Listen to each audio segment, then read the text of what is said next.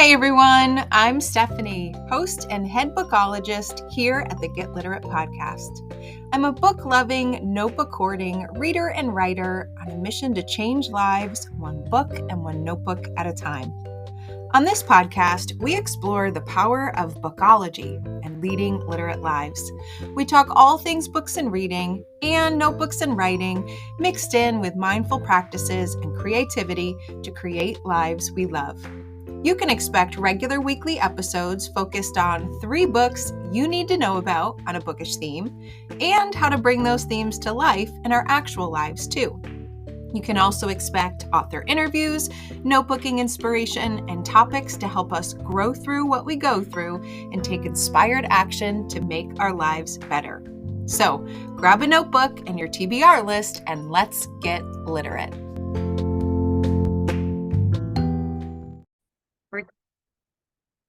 Hey everyone, welcome back to another episode of the Get Literate podcast.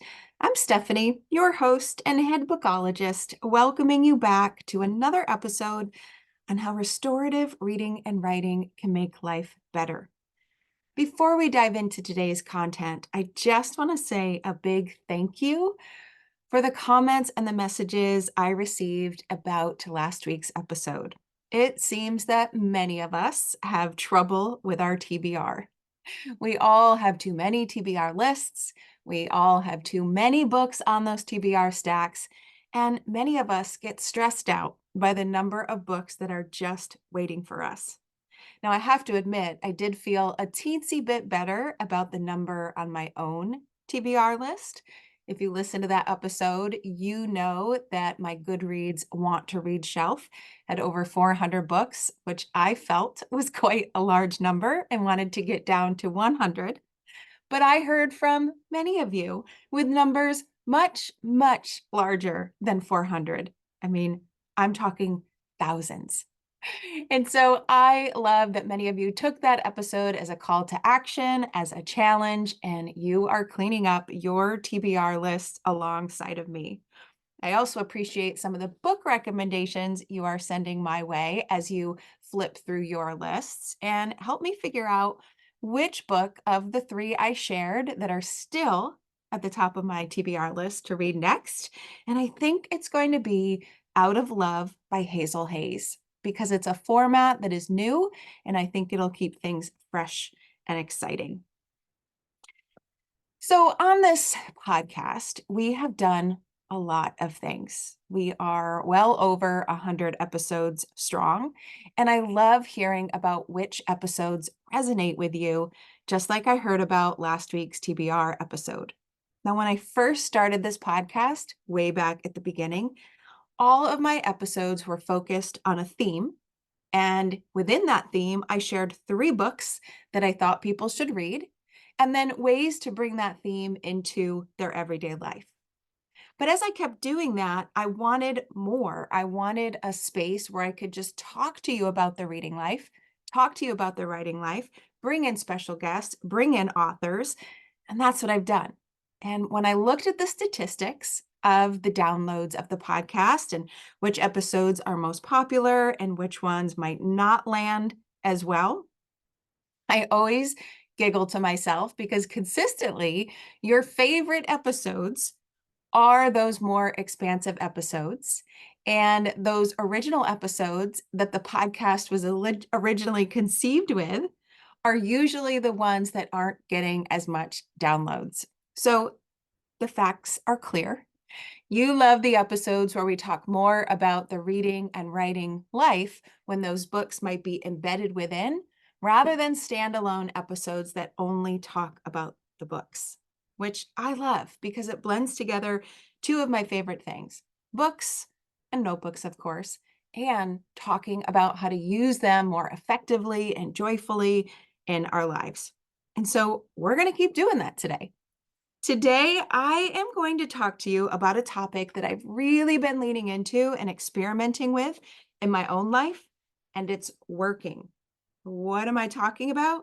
I am talking about a morning routine that includes writing from inspirational books. A morning routine that includes writing from inspirational books. So first, let me tell you about my morning routine without getting into too much detail, but let me just tell you about my morning routine and then how I've switched it to make it even better. So I don't know if this is going to surprise a lot of you. I don't know if you're going to gasp in horror, but I get up at 4:44 every day. There's just something about 4:44 instead of 4:45 that just makes me smile. I love when you see that triple similar number on the clock. And yes, I know it's early. I am a natural early bird. Getting up at 4:44 really isn't all that difficult for me. And I like it because the house is quiet and I have a lot of time without any interruptions to do the things that I want to do that I know are going to set me up well for the day. So I get up at 4:44. I let the dogs out. I brew my decaf cup of coffee. I don't have caffeine until later if I want it. A little scoop of collagen in there and a quick snack to wake me up so early in the morning. And then I exercise and I stretch. Sometimes it's yoga, sometimes it's Pilates, sometimes it's weights. And I'm secretly laughing because by weights, with some of my joint issues, those weights are only 2 or 5 pounds, but they can feel pretty heavy. Some low impact cardio, go for a walk, just something to get my body moving. When I do that, I feel so much better in the day.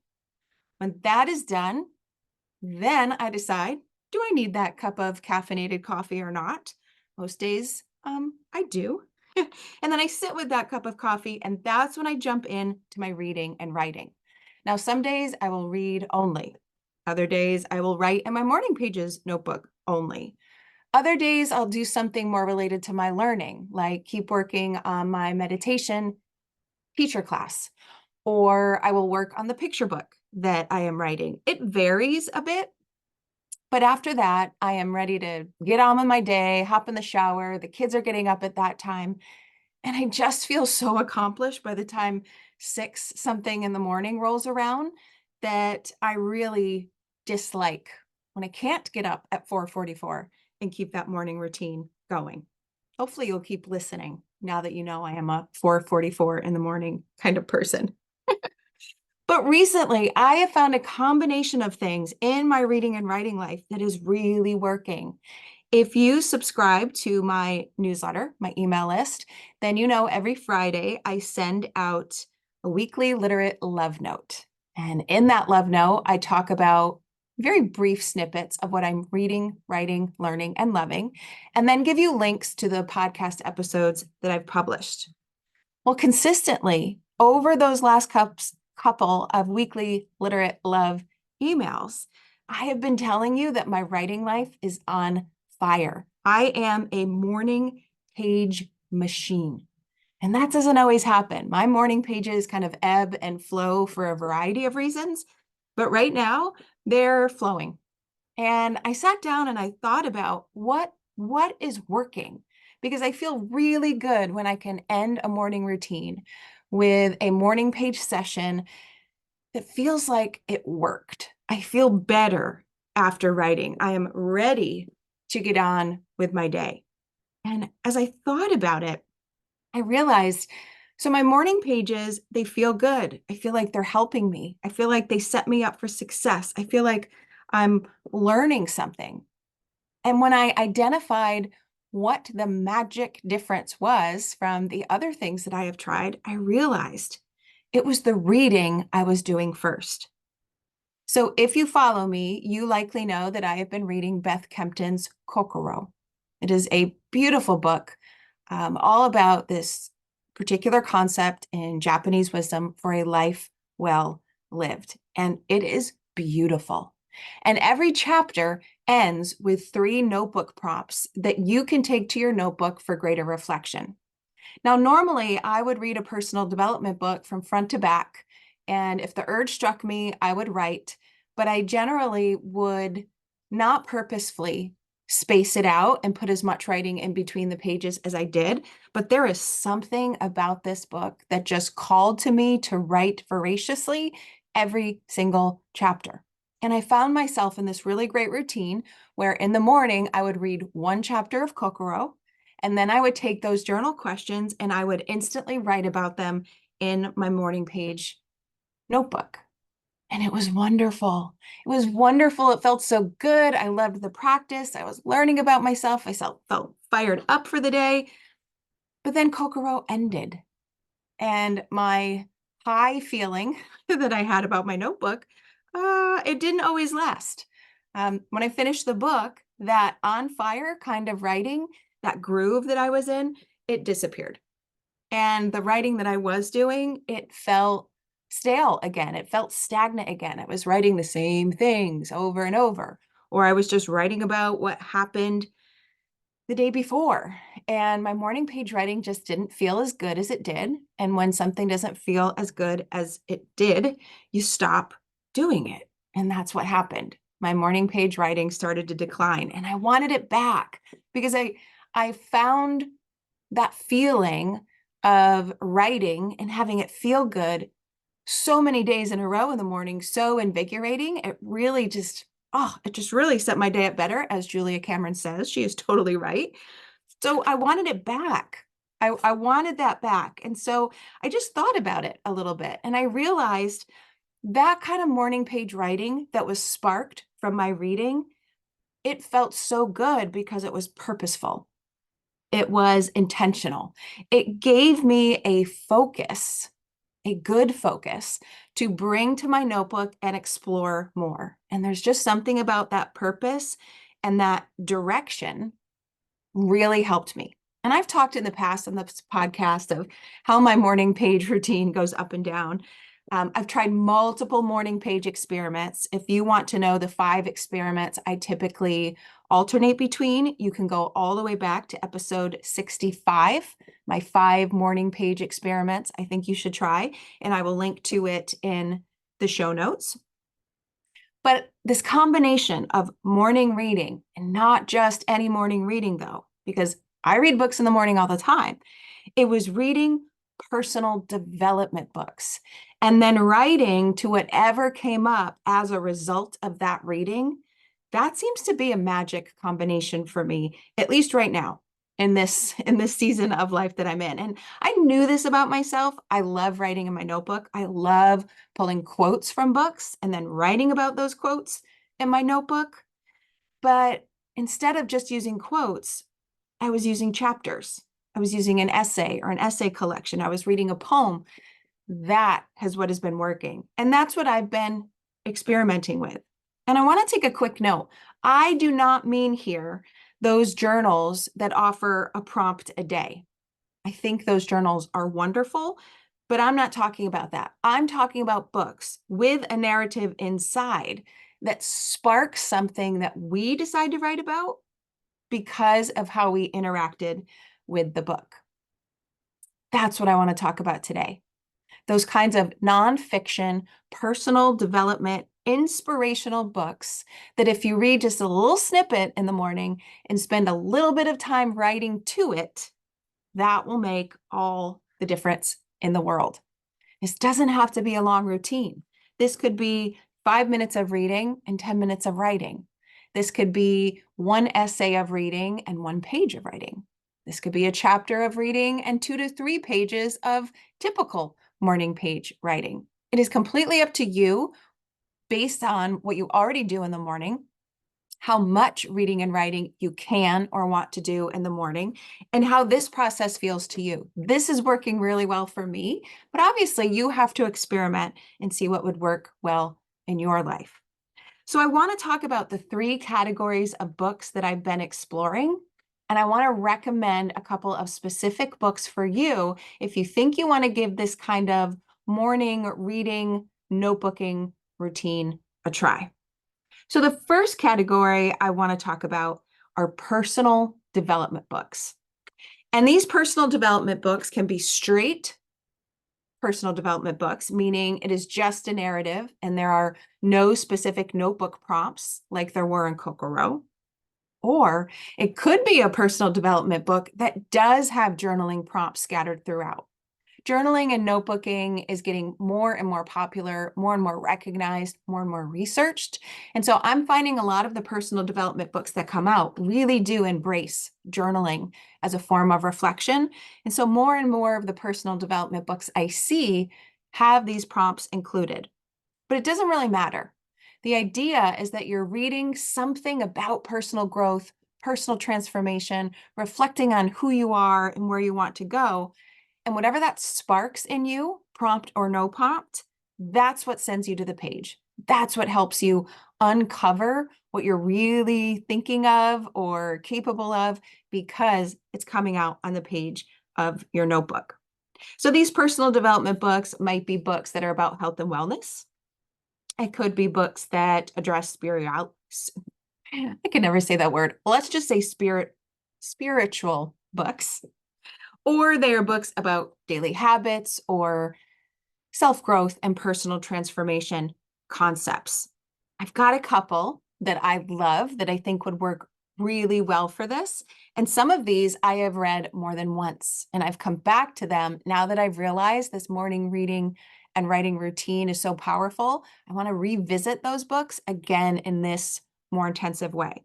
So the first book I think might be obvious that I'm going to recommend. It's the book that started this whole idea and experiment off, and that's Kokoro by Beth Kempton, Japanese Wisdom for a Life Well Lived. And this is all about Kokoro, which basically means heart, mind, right? It's a meditation on living well, on blending your heart with your head and moving from that space.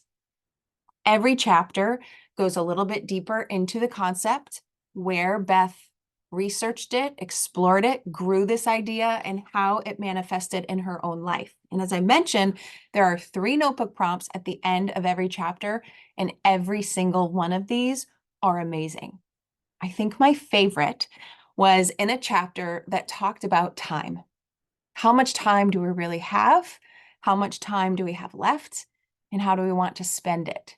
And one of the prompts was to think about how much time you have left if you were in middle age. So I probably have to explain a little bit. Kokoro is a lot about what Beth calls the midlife malaise, like figuring out at midlife, what is next? What makes me happy? What do I want to do? What have I got figured out? What am I still learning? And so she says, if you think of it as, you're at the halfway point of your life, what does that mean? What does that mean to you? And one of the notebook exercises was to think about what you want at the end of your life to think back on. What do you want to be happy about? What do you want to be proud about? What do you not want to regret? And think forward. But then one notebook prompt said, take the age you are right now, divide it in half, and then write a letter to that younger self half of your life ago. What would you say? How does that help you think differently about what you want in this next half of your life? I'm telling you, that prompt was so powerful. And I wrote and I wrote and I wrote. So Kokoro by Beth Kempton is the one I definitely have to start out with. Now, Brene Brown has so many books that I think would work incredibly well for a morning page inspiration routine, but I want to suggest Atlas of the Heart. Now, I will admit this is a big book. It's a deep book, and there is a lot. She talks about 87 of the emotions and experiences that define us as humans and what it means to be human. And when I tried to read it on my own in one sitting, it didn't work. There was just too much. I think this is a book that does need to be digested in smaller portions. I don't even think you should read it one chapter at a time. Even that was too much for me.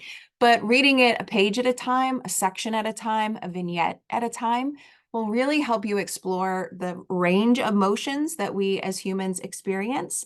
And then there's lots of opportunities to write about where and how and why that emotion is evident in your life, and where you're embracing it and where you're fighting it, and what that means to us as humans trying to move forward.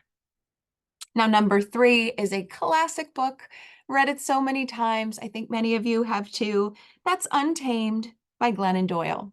There are not notebook prompts in this book, but this is such a powerful book of personal development and transformation and relationships and love and life and living and sensitivity and all the things that you can't help but want to write about your own life, or at least connect to it as you are reading this book. And so I think Untamed will just put the writing ideas into your mind. If you just start putting pen to paper, I think you're going to make some wonderful connections to your own life. And this definitely could be read chapter by chapter. Now, up next is a favorite that I return to often as well. Everything is Figure Outable by Marie Forleo. I love the framework that she presents on how to figure things out, because she truly does believe that everything is figure outable. And if it isn't, it's something beyond your control. And so you can't figure it out. You have to figure out your reaction to it. So the framework she walks you through is just perfect for working through any kind of problem or concept or challenge or anything in your own life. And she does have these very specific insight to action challenges that encourage you to head straight to your notebook. Last up in this category, the fifth book is How Are You Really by Jenna Kutcher. Love Jenna Kutcher. I love her Gold Digger podcast. And this book is a deep dive into the emotions of being human as well. It encourages us to go below the surface. It's not just how are you, it's how are you really? And she does encourage notebooking and journaling. There are a couple of prompts throughout, and she even has a morning routine journaling technique that also has a companion journal, if that interests you. So together, I think these five set a nice framework for books that you could read in small doses, give you a little bit of morning inspiration, and will certainly send you to your notebook to think through it in a very concrete, specific, meaningful, intentional way that will just make you feel good by the time you're done. Now, the second collection of books I want to talk about are collections of essays or collections of poems or short vignettes about life. These are not longer narrative personal development books. These are smaller collections that really lends itself to reading just a bit every day. One of my favorites for this is a lesson that I have to continually teach myself. And this book is Let It Be Easy by Susie Moore. I typically don't let anything become easy. It's just not in my nature. I overthink everything. And so this book has so many little pages that get you to think big in your life, right? They're all about the mindset shifts we can make, both those teeny tiny ones and the really, really big ones, to make life feel easier and therefore better and healthier and full of wellness and full of happiness and all the things. Reading one of these a day, oh, that could set you up for a great project over a number of days that could help you head right to your notebook and then hopefully try to put that action, that mindset shift into your actual life that very day. Next up, I've got Heating and Cooling, 52 Micro Memoirs by Beth Ann Fennelly. I love memoirs, but I especially love this one because they are written as 52 micro memoirs, small moments of the author's life, childhood all the way up through adult, that are compelling and beautiful and lyrical and funny and insightful, all of the things that memoirs are. Reading her micro memoirs, I am pretty sure will spark you to think about your parallel micro memoirs and will give you really good writing ideas and prompts to bring to your notebook. Next up is Heart Talk by Cleo Wade. I have been recommending this book for years. It is a beautiful, small book that on each page has something. Sometimes it's a poem, sometimes it's a narrative, sometimes it's more of a phrase that is beautifully styled on the page. Every single one of her pieces in there will get you to think.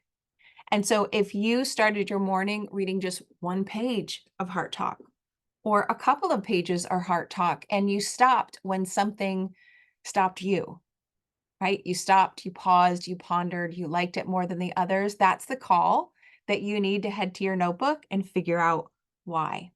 And if you like Heart Talk, there are lots of other books from Cleo Wade that you could explore as well.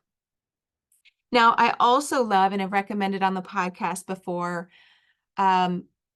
Sophie Blackall's book, Things to Look Forward to, 52 Large and Small Joys. This was a book written over COVID as a way for her to cope and find those joys in a time that did not feel joyful at all. And in thinking about what her 52 joys are, it will certainly help you think about what yours are. And I know that reading those one at a time, I definitely had a lot of writing sparked in my notebook when I read it the first time. But now that I'm going to try to be more intentional about it, I'm quite certain that all of those are going to give me some inspiration for my notebook. And do you see how the inspiration that comes from these books is going to help you with that mindset shift? If we write from Susie Moore's book, we might find more ease in our life. If we write from Sophie Blackall's book, then hopefully we'll find more joy in our life, right? So what you choose to read in the morning matters, and it sets you up for the rest of the day. At least that's what it's doing for me. Now, two more books. They come from the same author and the same publisher. It's from Flow magazine, and it's called The Book That Takes Its Time.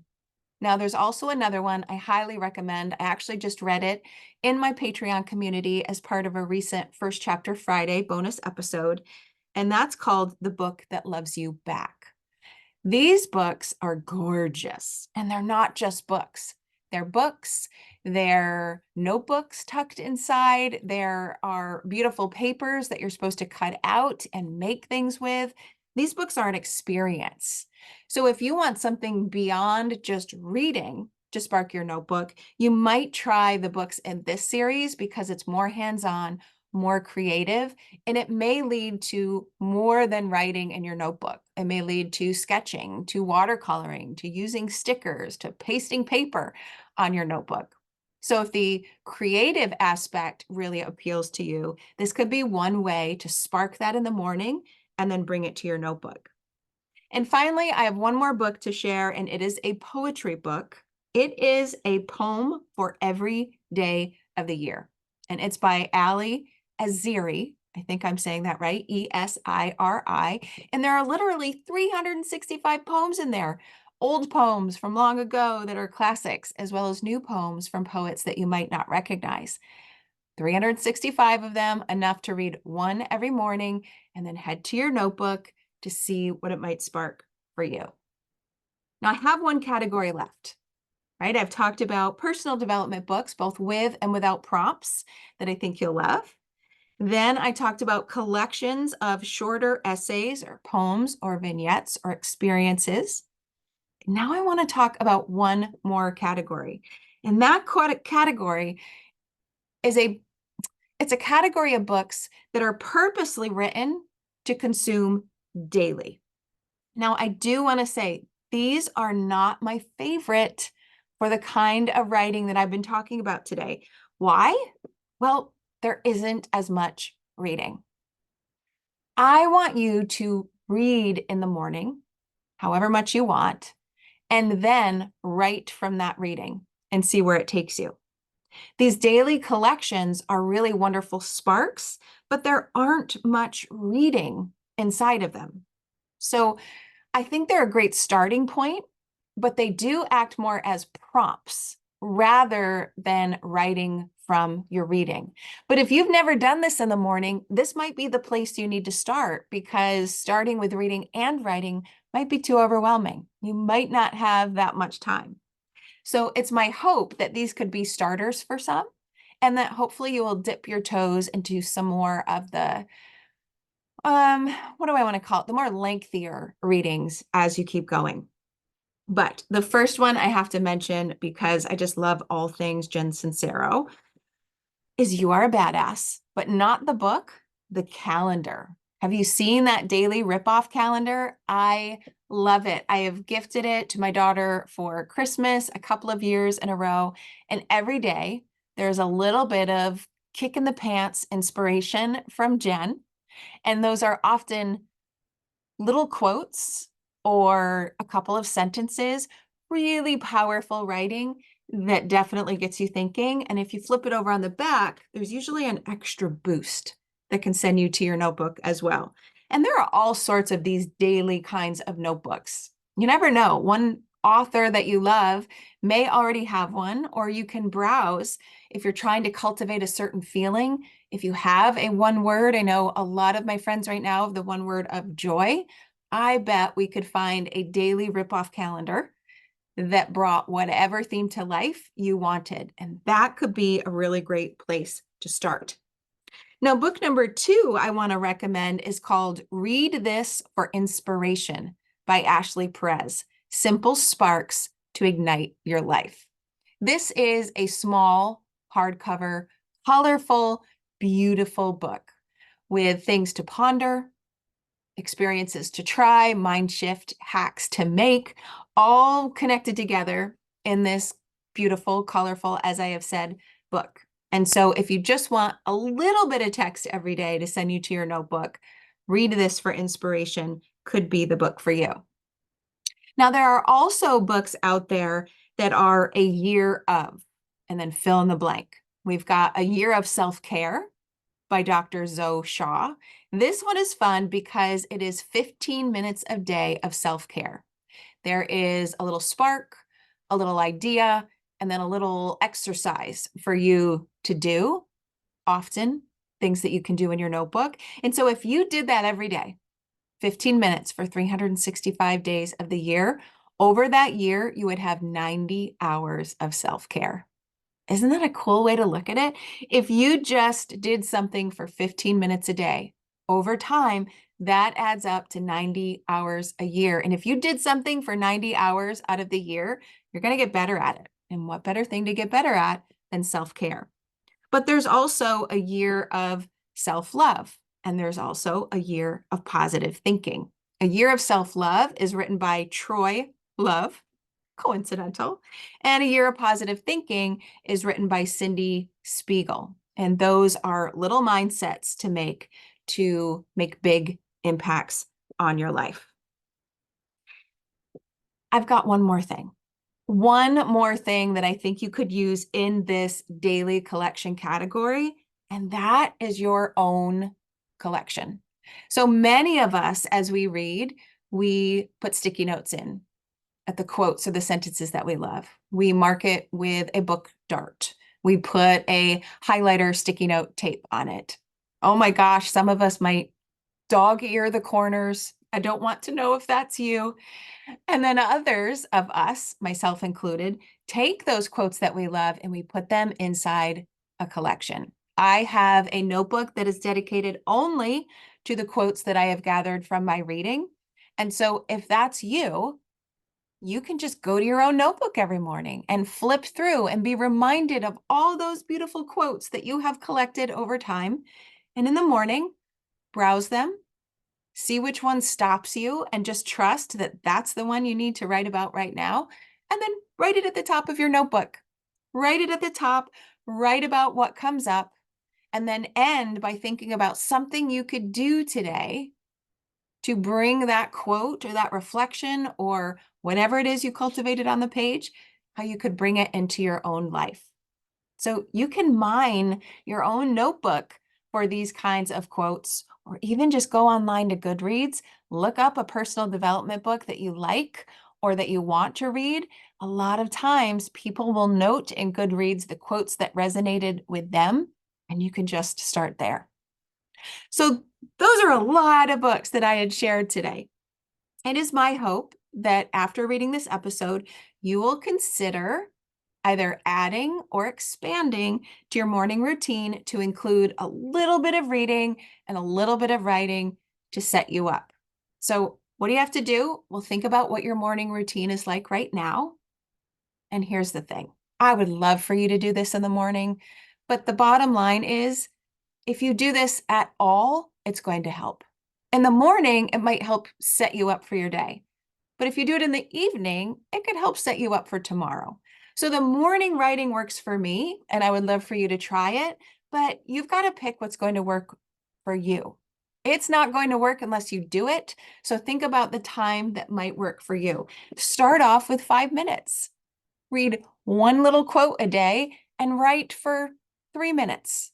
And then see how that feels over time. And then maybe you bump yourself up to the collection of essays or the poems and you read a poem a day, or a Let It Be Easy page and you write about it. And then you really get into it. And that's when maybe you try a whole chapter in the morning and you write. There is no one right way to do this. There's no one right way to do anything, but I do encourage you to try just a little bit of personal development reading in the morning and then take it to your notebook, explore it a little bit further, and see how that helps you cultivate that feeling of personal growth, that feeling of goodness, of meaningfulness, of energy into the rest of your day. Now, I would love to hear from you. Do you already have a practice like this? I know for sure some of you do. Are you considering a practice like this? And what questions do you have? What roadblocks do you anticipate that I might be able to help you avoid? And do you have favorite personal development books for me that you think would be purposeful and perfect for me in the morning? I would love to hear all your thoughts. You can head to the show notes and find the episode link and leave me a comment. You can find me on social media and leave a comment on this post or send me a direct message. You can always email me at stephanieaffinito@gmail.com. And of course, remember, I love when people send me audio messages. So inside your podcast platform, you can just click that audio message and send me a message wherever and whenever you are, and let me know what you thought of this episode and pass along your questions and recommendations. So, one more thing. What time do you get up in the morning? You can tell me that in the comments as well. Let me know if you'll give 4:44 a try. Maybe you'll like it more than you think. All right, everyone. Thank you so much for listening to another episode of the Get Literate podcast. I hope that this has inspired you to bring in some inspirational reading and writing into your morning routine. And I'll see you inside the next episode. Thanks for listening, everyone.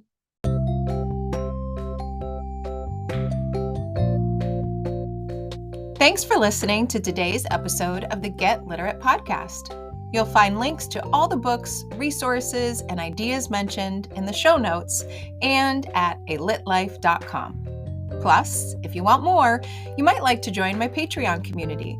There, you'll find additional inspiration for your reading and writing life, like bonus podcast episodes, bibliotherapy book calendars, monthly book clubs, notebooking challenges, live events, giveaways, and much, much more. It's only $5 a month, and you get instant access to all of the previous content too. You can learn more at getliterate.co. And one more thing. If you love what you listened to today, please take a moment to rate and review the podcast or take a screenshot of the episode and text it to a friend. This helps the podcast grow and builds our bookish and notebookish community too. Thanks for listening.